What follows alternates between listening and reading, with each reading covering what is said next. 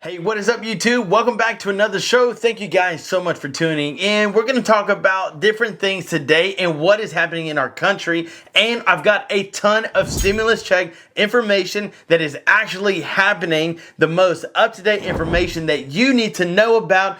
And yes, I know these are hard times. Inflation is crazy. But don't worry, we have all the stimulus check information in this video. Stay tuned because you don't want to miss.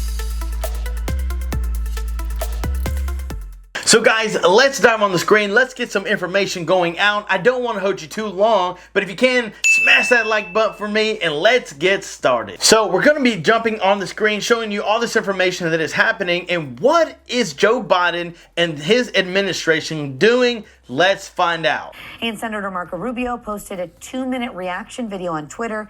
Here's part.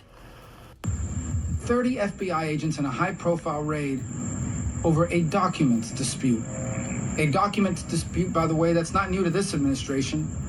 Multiple administrations have had disputes over the archival office over what is a presidential record and what isn't. Senator Rubio is right. Disputes President have Donald happened Trump, in the past. back in the Let's go day. back in 2016, shall we? 7 committees investigated the Benghazi attacks. The State Department cited institutional interest and confidentiality as a reason to withhold some documents, but was committed to discussions with the committee to get the information they needed. Then, back in 2004, the George W. Bush administration. How many of y'all remember George W. Bush? Both the Bush and Clinton administrations, but withheld others related to the 9/11 Commission. Wow. So again, this isn't the first time things are happening. Donald Trump, remember when he was president and the economy was actually good?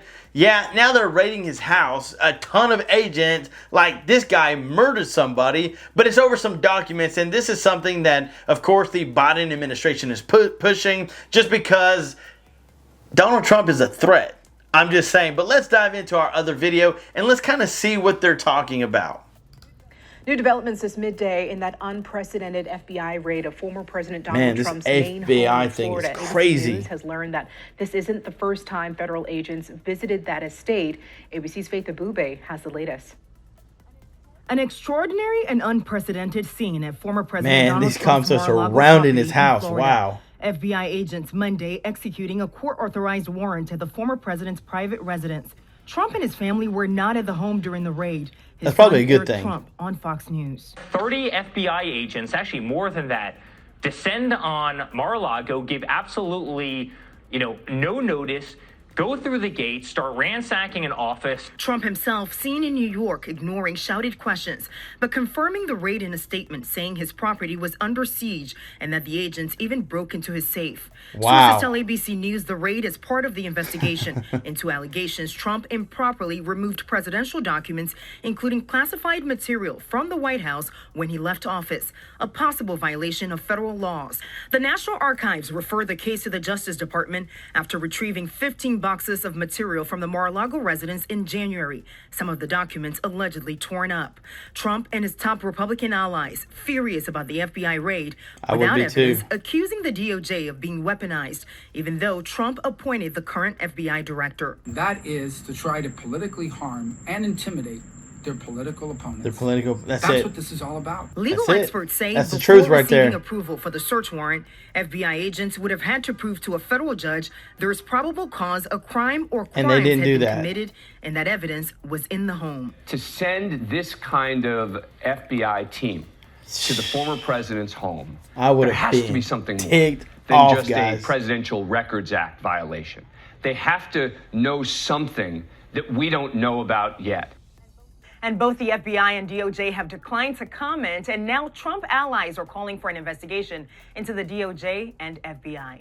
In Washington, Faith Abube, ABC News. Literally, what they're trying to do is intimidate their opponent. They know that if Donald Trump runs again, number one, Biden's polls don't look good at all. People hate that they voted for this guy. Our economy is in the worst possible shape. There's wars going on, and literally, they're ready for somebody new. And when Donald Trump was president, yes, he tweeted mean. He wasn't the nicest guy. But my goodness, our country was never better. But we got one more video to watch, and this is due to inflation, and this is something that is really affecting our economy. And the reason I'm showing you guys this video is because this is something that's going to affect everybody in the long run. Let's take a watch. One of the busiest cargo gateways in the country, the Port of Los Angeles, is once again seeing bottlenecks that could disrupt the supply chain to businesses and consumers nationwide. This would affect everybody. It's because of a shortage of rail workers. As Carter Evans shows us, the disruptions could eventually be even worse than what we saw at the height of the pandemic. Wow. 'Tis the season for ships packed with holiday gifts to start flooding America's ports. But the containers are already Look how many is stacked up that they can't even get to. Look at that. Waiting for trains to transport cargo across the country. There are about 35,000 containers that are designated for rail on our docks right now. On a normal day, looks more like 9,000 units. LA Port Director Gene Soroka is sounding the alarm at all those to prevent big another old scene things like that, this. How long before we see wow, cargo containers in the back? We've probably got another 4 to 6 weeks if we do nothing. Over the last 3 years, railroads have lost 20% of their employees. 20%? A lot of that is because they cut their own workforce. Which is not smart. Ben Nolan says it began when they tried to streamline operations with a practice called precision scheduled railroading. When you're hyper efficient, you're ill prepared for unexpected things. You can't predict everything that can happen. So where are the bottlenecks right now? The bottlenecks right now are on that last mile. Union Pacific Operations VP Eric Geringer says his railroad has already hired hundreds of new employees. Which is like We're 1% of the 20. Resources beyond the railroad. That's where we need to see gains. The rails move containers inland where merchandise is transferred and delivered. But with truck driver shortages, which is and now another a big flood issue. of goods Wow. arriving, the warehouses are full. There's nowhere to offload the goods. And the containers keep coming. Is it going to get any worse? That number continues to grow every day, every week. Would more trains here help? Absolutely, but you have to have somewhere to put the trains when they get to their destination. Wow, look at all that. And none of it will happen without railroad workers who've been working without a contract for 2 years now with no raises. An emergency team from the White House will offer its recommendations in the next 2 weeks in hopes of heading off a railroad strike in September. For CBS Mornings, I'm Carter Evans in Los Angeles. Yeah, that's insane. So guys, again, this inflation thing, one reason why I did this video is because it's literally, if we cannot get product and if we cannot get this thing figured out with the railroads and they do go on strike in September, guess what that's going to do to America? That's going to put us in a crazy recession and also in a famine, because we're not going to be able to have any things in our stores because they can't get it. So this is a big dilemma. I thought it'd be good for everybody to know, because it's always time to prepare now in case something crazy happens in the future. And guys, if you haven't been to our channel, check out our channel. We've got a new banner. If you haven't subscribed, make sure to do that. But here you can find all of our videos and things that we're doing, and I hope you like our banner.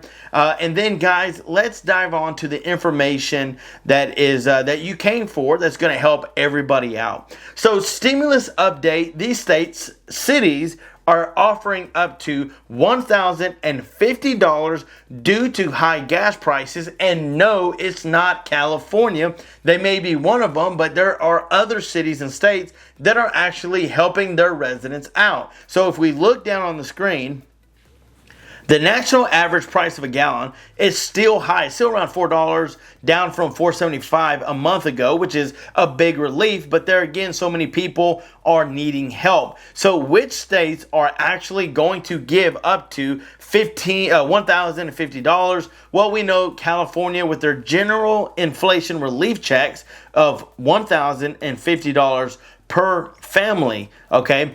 Eligible recipients will start receiving payments in October, with all rebates issued by January 2023. Here's a state you haven't heard of. Democratic state senators in North Carolina propose giving all licensed driver, so if you have a license, a one-time payment of $200 towards gasoline. And this is what they'll do. If it gets passed, the payments would start October 1st. And last but not least, Chicago is in the mix. Chicago is issuing a $150 gas card and $50 transit cards to eligible recipients that must be at least 18 years old, in possession of a valid driver's license, and they cannot earn more than $73,000, which be a ton of people. The city is accepting applications for the cards, and recipients will be chosen monthly via a lottery.